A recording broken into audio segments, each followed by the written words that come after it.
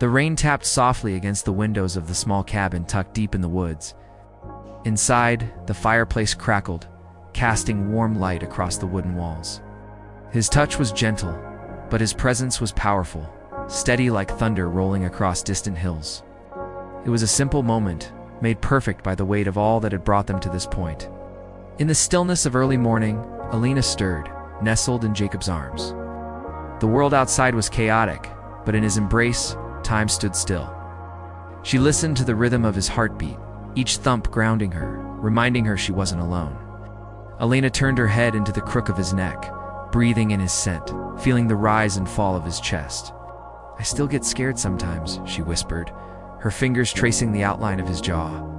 "Of how much I love you." Jacob looked down at her, brushing a strand of hair behind her ear. There were times when distance and fears and life, pulling them in directions they had unplanned, had threatened to pull them apart, but every time, they found their way back.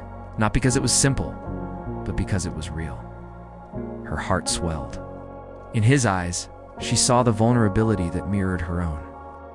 It was the kind of love that didn't demand perfection, only presence. The rain had stopped. A gentle breeze rustled the leaves outside, carrying with it the scent of pine and wet earth. The kind that didn't fear the unknown because it had already conquered the most terrifying thing either of them had ever faced: loneliness. The quiet strength that had carried them through the hardest times and the promise of forever. Real enough to keep fighting for, even when the rest of the world had given up on them. "I know," he said softly. "Me too. But whatever comes, we'll face it together." Alina traced patterns on Jacob's chest, feeling the warmth of his body through her fingertips. "Not in a way that makes me less. When you're near, I feel like I can take on the world. When you're far, I still feel you. Always. Or like I finally found who I am." She smiled, eyes glistening. "I feel like I lose myself in you, in the best way possible. But I do know that I want to go there with you, even if it's someplace neither of us has ever been." He tightened his arms around her, pulling her closer as if to prove it. "You're my everything, Alina." Their love had not been easy. A comfortable silence fell between them, punctuated only by the drumming of the rain and the crackling of the fire. "Where do you think we're going?" she asked, her voice barely above a breath.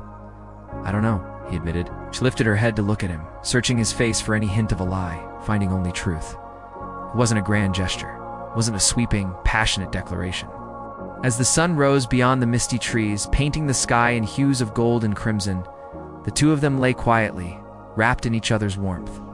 And though the world outside still spun wildly within the walls of that cabin, the power of love reigned, unshakable, undeniable, eternal.